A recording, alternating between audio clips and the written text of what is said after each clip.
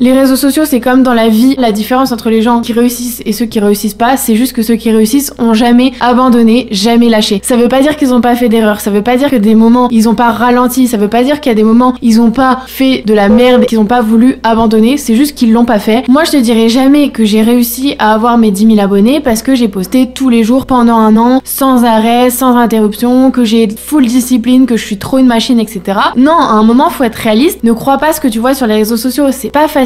En fait, si c'était facile, tout le monde le ferait. C'est juste possible. C'est possible. Et ensuite, tu fais de ton mieux, tu passes à l'action et tu avances. Tu évolues, peu importe le temps que ça prend. Donc vraiment, disclaimer, tu vas pas réussir du premier coup. Tu vas pas devenir un monstre sur Instagram dès le début. Si t'as potentiellement de la chance ou si c'est le moment pour toi, évidemment, tu peux cartonner. En un mois, tu peux avoir des résultats de ouf. Mais c'est pas la normale. La normale, c'est que tout prend du temps, que tu vas peut-être prendre 6 mois, 1 an à atteindre ton objectif. Mais si tu lâches pas, il n'y a pas d'autre solution que d'y arriver.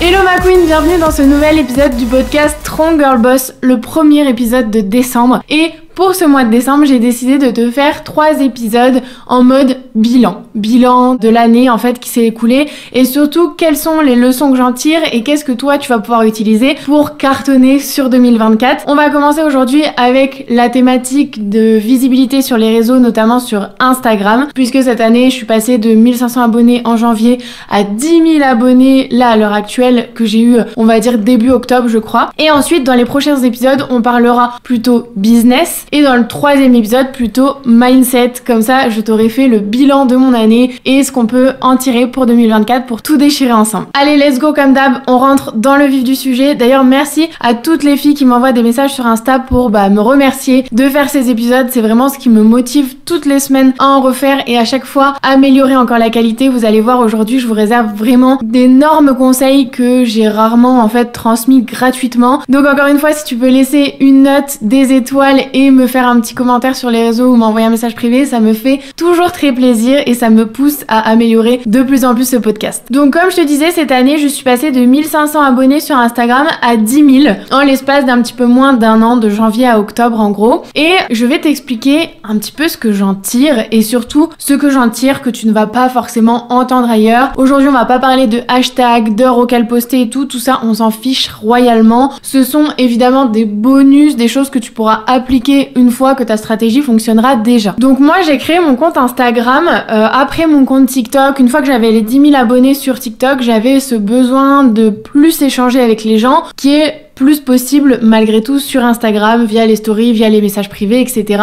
À l'époque sur TikTok il n'y avait pas les messages privés. Je ressentais ce besoin là, ma communauté aussi, donc j'ai créé mon compte Instagram en juillet 2022 et en janvier 2023 j'avais donc 1500 abonnés en 6 mois. C'est vraiment pas énorme mais je développais à fond mon TikTok donc c'était ok. Mais en janvier 2023 je me suis dit franchement Insta c'est quand même cool, j'ai déjà une bonne communauté sur TikTok, j'ai envie de me challenger cette année et d'avoir 10 000 abonnés sur Insta. Ça paraissait vraiment énorme parce que en gros j'avais fait 1500 abonnés en 6 mois, donc tu te dis en un an 3000 abonnés, bon 10 000 c'est quand même pas la même, mais je me suis dit c'est possible, j'ai envie de le faire, je sais que c'est possible, que j'ai les compétences pour, je fais de la com, franchement si moi j'arrive pas, je sais pas qui peut y arriver, donc je me suis vraiment mis cet objectif et j'y croyais à fond. Et du coup comme je te disais, début octobre j'ai eu ces 10 000 abonnés, non sans mal, je vais t'expliquer un petit peu tout le cheminement durant cet épisode, mais je les ai eus et je t'avoue que j'en suis très fière. La première leçon que je tire de cette année sur Instagram à développer ma visibilité, c'est évidemment la régularité. Ça, on l'entend partout, c'est pour les bonnes raisons. C'est clair et net que si t'es pas régulier, que si tu postes une fois tous les 4 matins, tu risques pas de réussir sur Instagram. À un moment, faut être honnête avec soi-même. Si tu veux réussir dans un domaine, il faut se mettre au boulot, être régulier, mettre les actions en place et surtout s'y tenir. Vraiment, il n'y a pas de secret. Moi, les périodes où j'ai gagné le plus d'abonnés, le plus de visibilité, c'est clairement les périodes où je postais très régulièrement, c'est-à-dire sur Instagram 5 fois par semaine minimum. Moi, c'est ce que je recommande à mes mes clientes, si elles veulent vraiment prendre Instagram au sérieux, c'est minimum 5 fois par semaine et c'est comme ça. Évidemment, si à l'heure actuelle tu postes quasiment pas ou très peu, tu vas pas passer à 5 posts par semaine directement. C'est comme quand tu vas à la salle de sport, quand tu t'engages à te remettre au sport. Si tu vas 5 fois par semaine alors que tu y allais 0, tu vas tenir un mois, tu vas t'épuiser. Donc je vais pas te dire poste 5 fois par semaine si aujourd'hui tu postes pas. En revanche, tu dois petit à petit te rapprocher de cet idéal. Ça doit être vraiment ton objectif. Ça doit devenir ton habitude. Je veux me développer sur Instagram. La base des bases, le minimum, c'est de poster régulièrement. La création de contenu, c'est vraiment un marathon, pas un sprint. Donc vraiment, tu dois penser moyen et long terme et pas du tout court terme. Et pour ça, il va falloir vraiment que tu te trouves une mission et que tu t'y reconnectes dès que l'envie te prend d'arrêter, par exemple. Donc vraiment, les gens qui créent du contenu juste pour l'argent, pour la fame, pour avoir des abonnés, c'est pas des gens qui vont réussir parce qu'ils ont pas la motivation profonde. Tu vois, quelqu'un qui veut arrêter de fumer, s'il se dit juste je veux arrêter de fumer et qu'il a pas une raison profonde pour y arriver, il va toujours recommencer. Si en revanche, y a quelqu'un autour de lui qui a eu un cancer des poumons, malheureusement, c'est une des raisons pour lesquelles il va plus s'arrêter.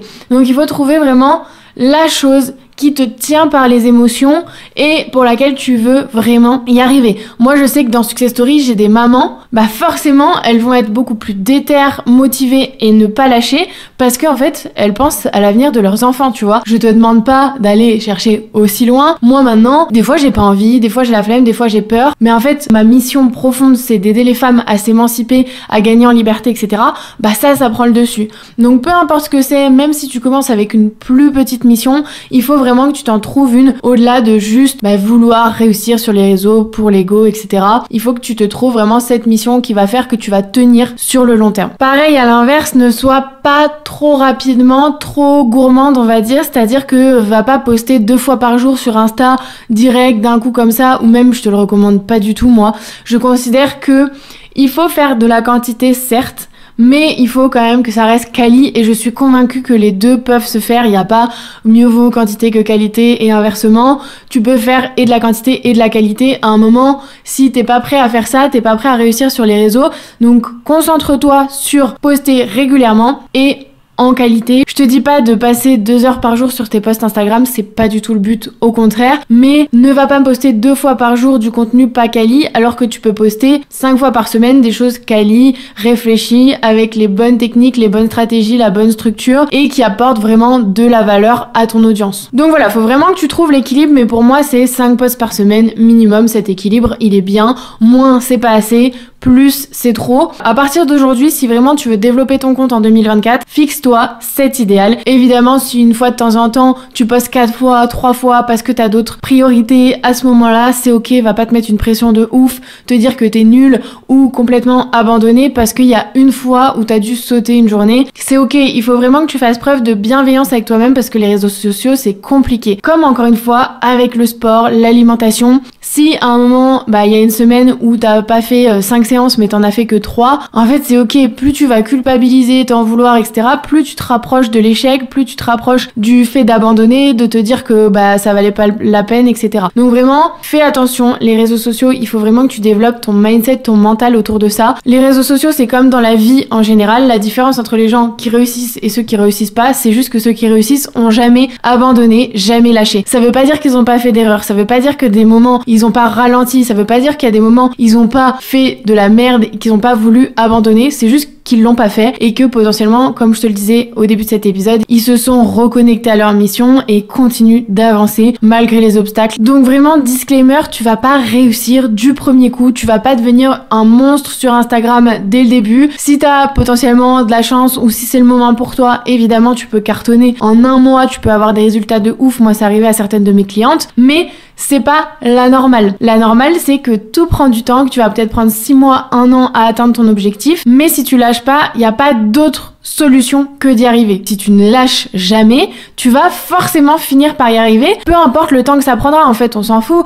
on n'est pas pressé, t'es là pour durer. Tu vois, je pense souvent à Thibaut InShape parce que récemment, il a atteint les 10 millions et il a partagé les moments où il commençait. Ce mec, il a mis 10 ans à réussir et en général, c'est exponentiel sur les réseaux. Tu vas voir, tu vas mettre 3 ans à avoir 3000 abonnés et d'un coup, bam, tu vas passer de 3000 à 30 000. Donc, à un moment, c'est le jeu et il faut juste pas lâcher. Moi, je te dirais jamais que j'ai réussi à avoir mes 10 000 abonnés parce que j'ai posté tous les jours pendant un an, sans arrêt, sans interruption, que j'ai full discipline, que je suis trop une machine, etc. Non, à un moment, faut être réaliste. Je vais en parler juste après, mais n'écoute pas et ne crois pas ce que tu vois sur les réseaux sociaux. C'est pas facile. En fait, si c'était facile, tout le monde le ferait. C'est juste possible. C'est possible. Et ensuite, tu fais de ton mieux, tu passes à l'action et tu avances, tu évolues, peu importe, encore une fois, le temps que ça prend. Moi, il y a des mois où j'ai pas du tout été régulière, mais le long terme a fait que j'ai quand même réussi à atteindre mon objectif. Et il y a des mois où c'était juste pas ma priorité. Et à partir du moment où j'ai déculpabilisé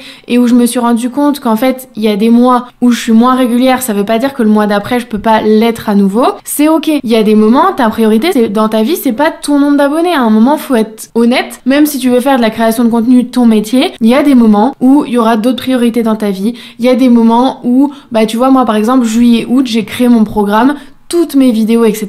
Et évidemment que j'étais moins présente sur les réseaux et que c'était pas là où je mettais toute mon énergie. Mais tant que c'est ok, tant que tu sais pourquoi tu le fais et tant que tu sais que tu reviendras et que ça changera rien et que tu pourras remettre de l'énergie et que tu penses moyen et long terme, il peut rien t'arriver et forcément tu vas atteindre ton objectif. En novembre, j'ai lancé mon podcast, j'ai organisé un séminaire.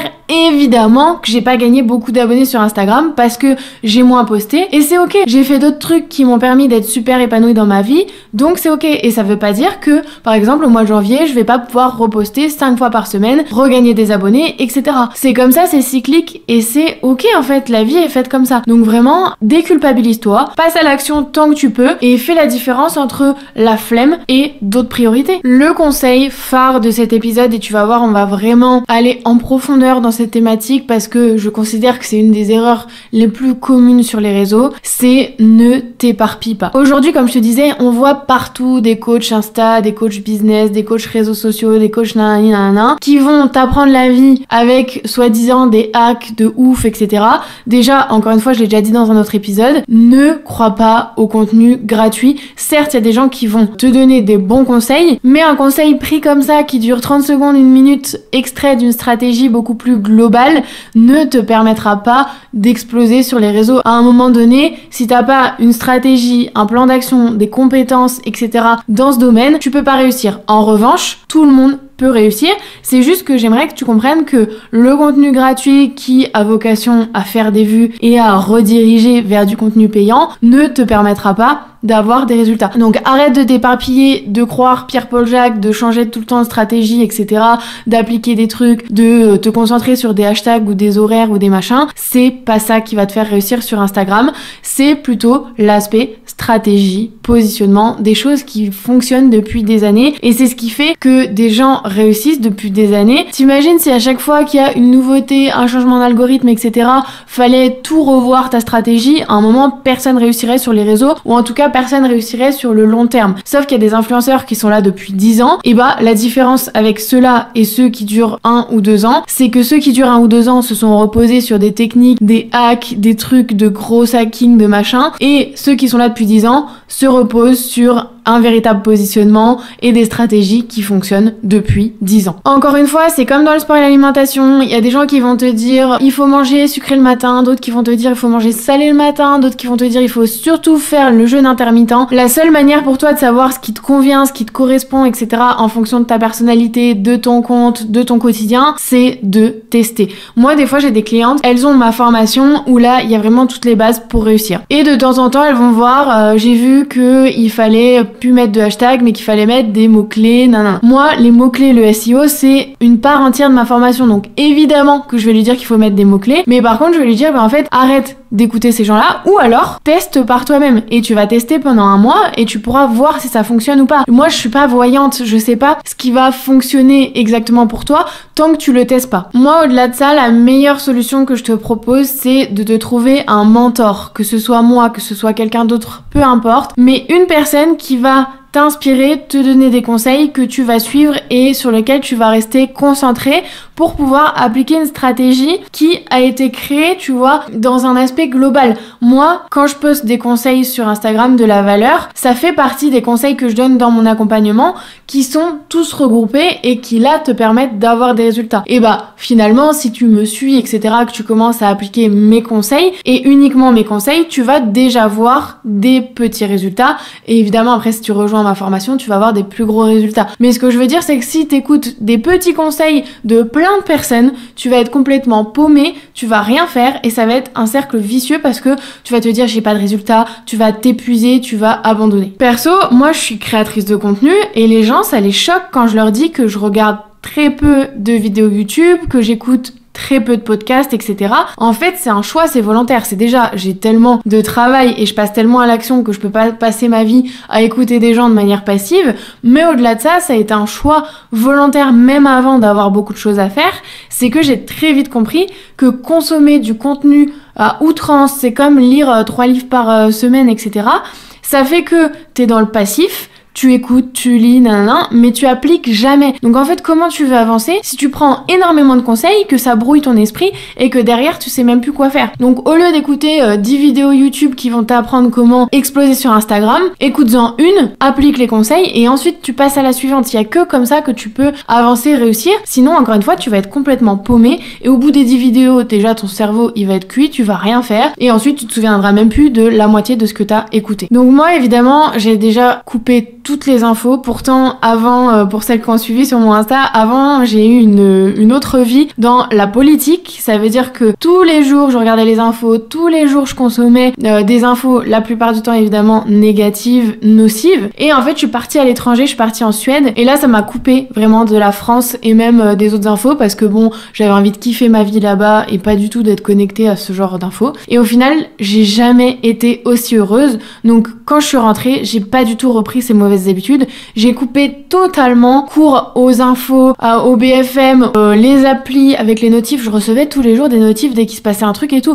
Mais à un moment, comment veux-tu faire pour préserver ton énergie quand t'as des notifs tous les jours de trucs qui se passent dans le monde qui sont négatifs? Ça veut pas dire que je les nie, ça veut pas dire que je suis pas sensible à ça. Ça veut dire au contraire que je protège mon énergie et qu'à un moment, je considère que tant que je peux rien faire à un certain niveau, autant que je me bouffe pas à la vie et que je reste pas dans ma médiocrité, que j'essaye de m'élever et qu'au moment où je pourrais par exemple soutenir des assos, etc., évidemment que je le ferai. Mais pour l'instant, je concentre mon énergie là où j'ai vraiment de l'impact. Je limite encore une fois toutes les infos qui rentrent dans mon cerveau, évidemment via les infos et aussi via la création de contenu. Parce que si tu regardes pas les infos mais que tu passes 30 minutes, 1 heure, 2 heures, 3 heures par jour sur TikTok, sur Insta, etc., à consommer du contenu très court de 15 1000 personnes différentes, à un moment, encore une fois, c'est exactement la même chose et c'est vraiment contre-productif. Donc moi, mon conseil, c'est de choisir 5 créateurs que t'aimes bien et de consommer simplement leur contenu. Évidemment, tu peux varier d'une semaine à l'autre, d'un mois à l'autre, si tu veux pas écouter que les mêmes personnes tout le temps,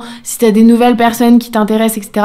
Mais essaie vraiment de te limiter en termes de consommation de contenu parce que au final, tu passes ta vie à écouter, encore une fois, et pas à agir. Donc tu choisis quelques podcasts, quelques youtubeurs, quelques créateurs sur Insta et basta. Et tu limites ton temps d'écran et vraiment tu appliques ces conseils parce qu'encore une fois, je dis pas ça pour être chiante, c'est juste que c'est véridique. Plus tu te concentres sur toi et sur les actions que tu mènes, plus tu auras de résultats. Autre point super important, si tu veux te développer sur les réseaux sociaux, ça va être de ne pas te comparer aux autres créateurs de contenu qui ont potentiellement plus d'expérience que toi. Moi, à l'heure actuelle, j'ai un compte Insta, un compte TikTok, une chaîne YouTube, un podcast, mais il y a de ça 3 mois encore, j'avais pas de podcast, 6 mois encore, j'avais pas de chaîne YouTube, 1 an, j'avais pas d'Instagram et 1 an et demi, j'avais pas de TikTok. Tu vois, faut y aller étape par étape. À un moment, tu peux pas tout avoir d'un coup et ce serait contre-productif, encore une fois, au contraire, de vouloir tout faire. Tu peux pas être bon dans tout. Il faut déjà que tu maîtrises quelque chose et ensuite tu passes à la suivante. Donc mon autre conseil pour cette année 2024, c'est choisis une plateforme.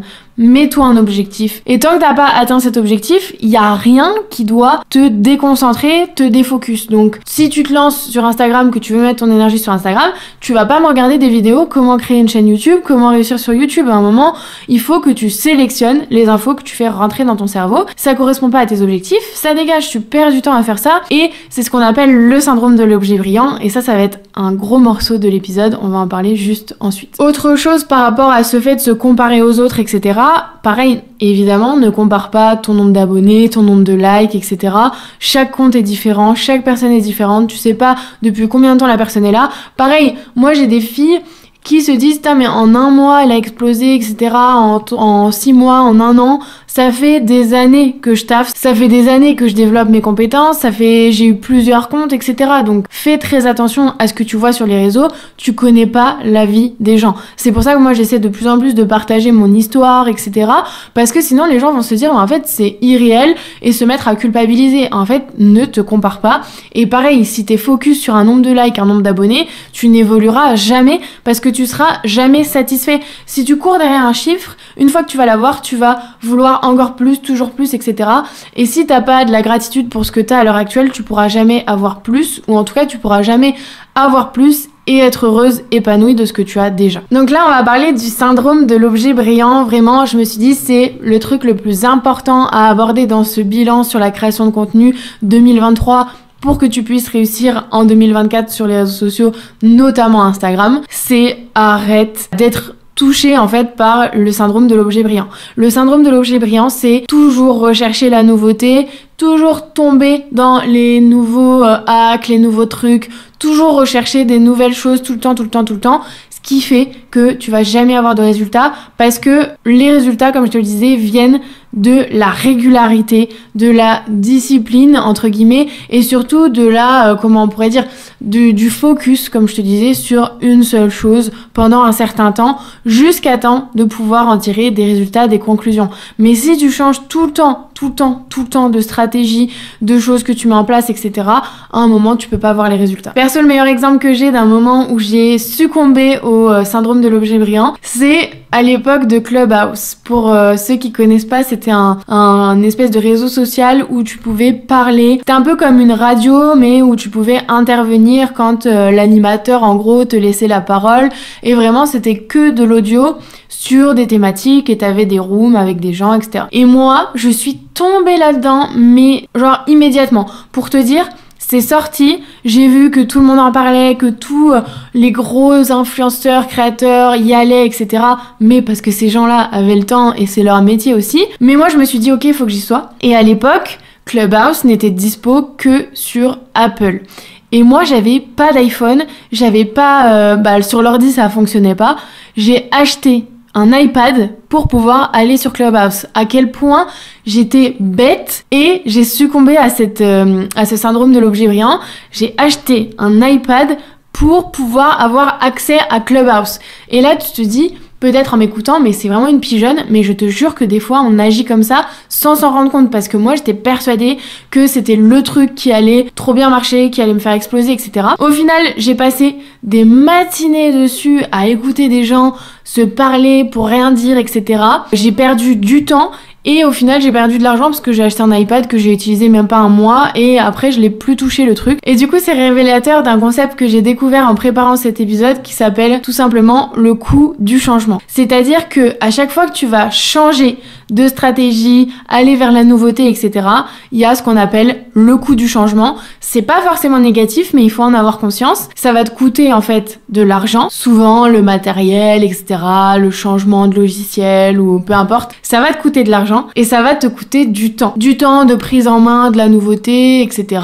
Repense peut-être à quelque chose où tu as succombé à ce syndrome de l'objet brillant et pense au coût que ça t'a coûté, que ce soit en termes de temps ou d'argent. Après, encore une fois, il y a des fois, je dis pas, il y a des fois le changement te coûte de l'argent et du temps, mais c'est pour les bonnes raisons. Et t'as aussi un coût de temps. Moi, par exemple, quand je me suis intéressée à Clubhouse, quelques semaines avant, je développais ma chaîne YouTube, etc. Ça me prenait énormément de temps.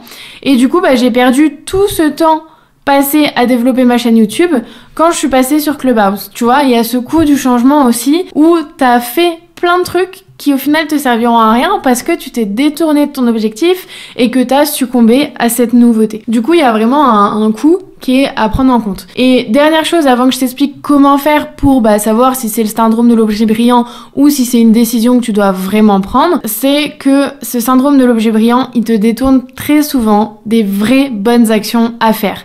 C'est-à-dire que, par exemple, quand je te parle d'hashtag, d'heures auxquelles poster, l'algorithme a changé, etc., ça te détourne des bonnes actions qui sont de définir ton positionnement, de t'adresser à ta cible, d'être régulière, de t'engager plus avec ta communauté, d'échanger avec ta communauté, etc. Au lieu de ça, tu vas te concentrer sur des hashtags et des horaires qui, au final, ne sont pas l'essence même de la réussite. Et autre exemple que j'ai souvent, c'est tu vas te lancer à ton compte, tu vas faire un site internet, un logo, etc. Plein de trucs qui, au final, te servent à rien. Parce que tant que t'as rien vendu, c'est pas ça qui va te faire vendre, etc. Personne n'achète un logo. Tu vois, les gens, ils achètent une histoire, un storytelling, ils achètent la personne. Et toi, les actions sur lesquelles tu dois te concentrer, c'est donc créer ça et ensuite passer à l'action, faire un petit peu de prospection, peu importe la méthode que tu utilises, ou poster sur les réseaux, etc. C'est pas faire un logo, faire un site, passer des heures sur des couleurs, etc.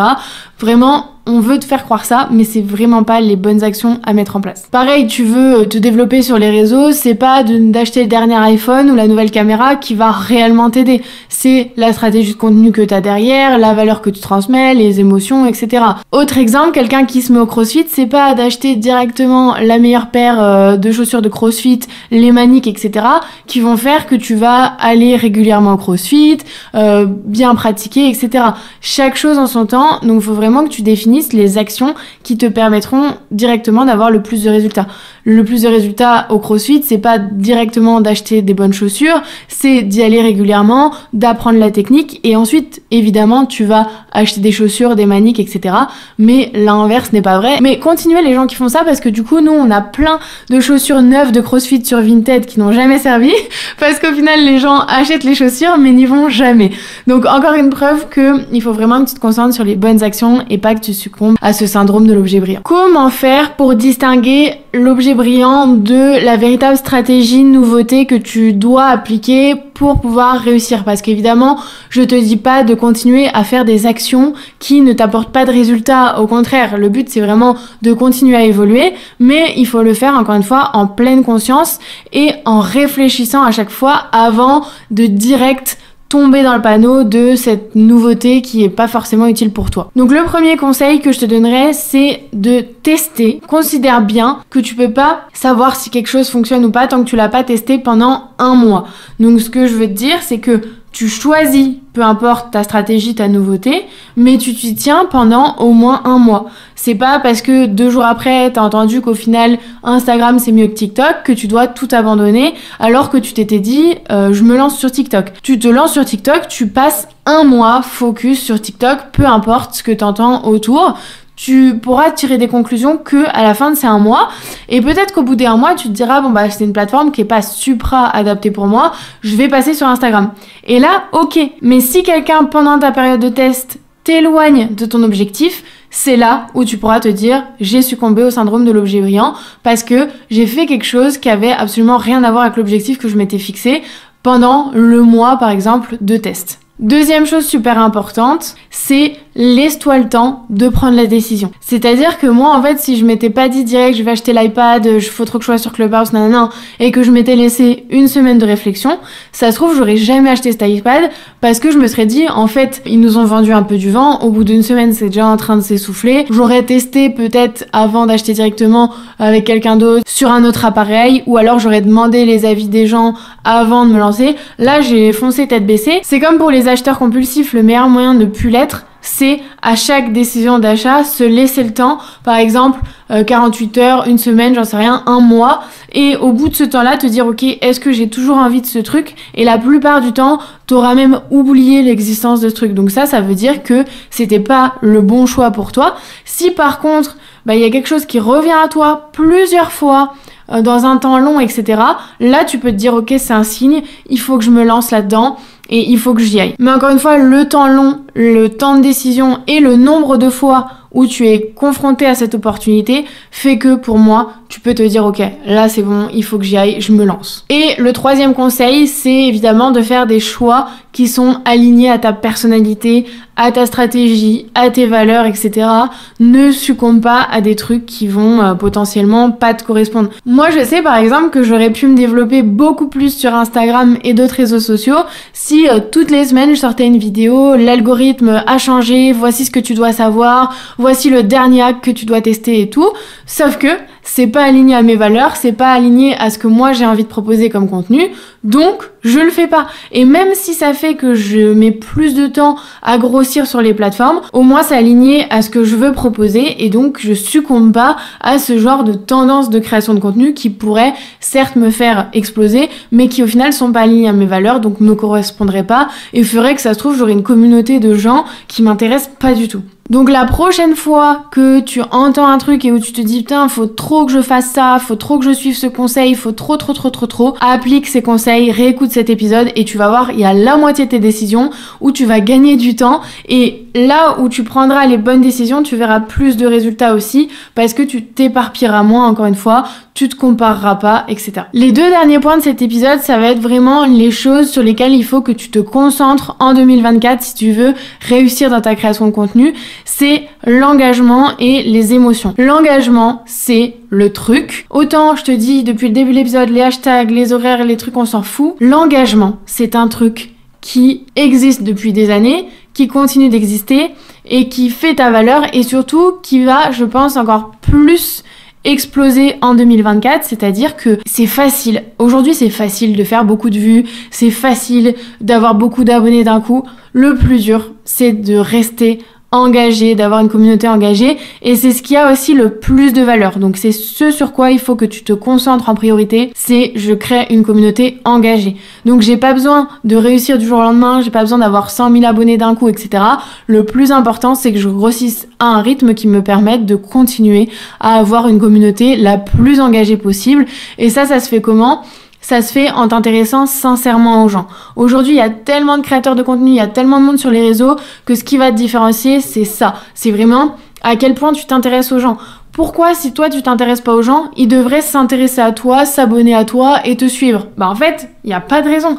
Donc si t'es dans cette démarche de je veux juste des abonnés, je veux juste gagner de l'argent, je veux juste moi personnellement devenir libre, etc. Si t'as pas de mission qui concerne vraiment les autres et que t'as pas un truc plus gros que toi, tu y arriveras pas ou alors ce sera très éphémère. Si tu veux durer dans le long terme, il faut absolument que tu t'intéresses sincèrement aux gens. Les réseaux sociaux, ça s'appelle pas comme ça pour rien. C'est un lieu d'échange, de rencontres, etc. Donc tu dois vraiment te mettre dans cette position et pas juste je crée du contenu, je crée du contenu, je crée du contenu. Ça doit aller dans les deux sens. Si tu crées du contenu, il faut aussi que tu consommes évidemment de manière limitée, comme je te le disais, le contenu des autres, que tu t'y intéresses et que tu t'intéresses sincèrement à ta communauté. J'espère que c'est clair. Et ça s'applique peu importe que tu aies 100 abonnés, 1000 abonnés, 10 000 abonnés, 100 000 abonnés. Peu importe ton nombre d'abonnés, ta priorité, ça doit être eux. Et en fait, si t'es pas satisfait d'avoir 100 abonnés, si tu respectes pas ces 100 abonnés, si tu t'intéresses pas à ces 100 abonnés, tu t'intéresseras pas plus aux 1000, aux 10 000 et aux 100 000 et surtout, tu les auras jamais parce que les gens viennent à toi que si tu viens à eux. Donc vraiment, mets-toi dans cette position d'échange et focus sur l'engagement en 2024 et tu vas voir, tu vas pas le regretter. Et deuxième et dernière chose super importante sur lesquelles il faut que tu te concentres en 2024, c'est les émotions que tu transmets. Les gens ne s'abonnent plus pour juste des conseils. Ils s'abonnent aussi pour une personnalité. Plus il y a de monde sur les réseaux, plus ça va être compliqué de se différencier et c'est pas juste en donnant des conseils que tu peux trouver sur Google que les gens vont s'abonner à toi ou peut-être qu'ils s'abonneront mais du coup ils auront pas de lien donc derrière pour faire potentiellement de la pub pour des marques ou pour vendre tes propres offres, il y aura plus personne. Il y a plein de gens qui ont des dizaines de milliers d'abonnés et qui génèrent 0 revenu et ils s'étonnent. Moi je générais déjà des revenus avec 1500 abonnés parce que ma communauté était engagée, ma communauté me fait confiance. Quand je parle d'un produit, ils achètent. Et ça évidemment, attention, c'est pas arrivé en une semaine, c'est arrivé parce que justement je me suis concentrée sur l'engagement et sur l'émotion pendant plusieurs mois et au bout d'un moment ça va payer, je te le garantis. Si tu te concentres là là-dessus et pas sur l'objet brillant, pas sur les derniers hacks à la mode, etc. Concentre-toi sur engager avec ta communauté et lui transmettre des émotions. Les émotions, ça veut dire parler de toi, de ton histoire, faire du storytelling, parler de ton quotidien, parler de tes réussites, de tes échecs, de tes victoires, de tes doutes, de tes moments down, de tes moments up. Peu importe, de partager aux gens. T'es pas obligé de leur partager ta vie privée, etc. C'est pas ce que je veux dire. Mais partage des trucs quand même de ton quotidien qui humanisent ton compte et qui fait que les gens vont s'identifier à toi, s'attacher à toi. Et ça, c'est la secret sauce s'il y en a une sur les réseaux sociaux en 2024. C'est l'engagement et l'émotion que tu transmets. Je te le garantis. Et mélangé à tous les conseils que j'ai pu te donner lors de ce podcast, il n'y a pas de raison pour que tu réussisses pas. Évidemment, si tu veux aller plus loin, si t'es créatrice de contenu et ou coach dans le sport et la nutrition, ou alors que tu veux le devenir, n'hésite pas à aller voir sur mon Instagram, mon programme Success Story est fait pour toi. On va bosser ta visibilité, on va bosser tout ce que j'ai énoncé dans cet épisode, l'engagement, les émotions. On va tout travailler aux oignons pour que tu puisses développer ton compte en 2024. Je te dis à très vite ma queen, j'ai hâte de te retrouver dans le prochain épisode qui parlera du bilan business et des conseils business que je vais te donner pour 2024. À très vite.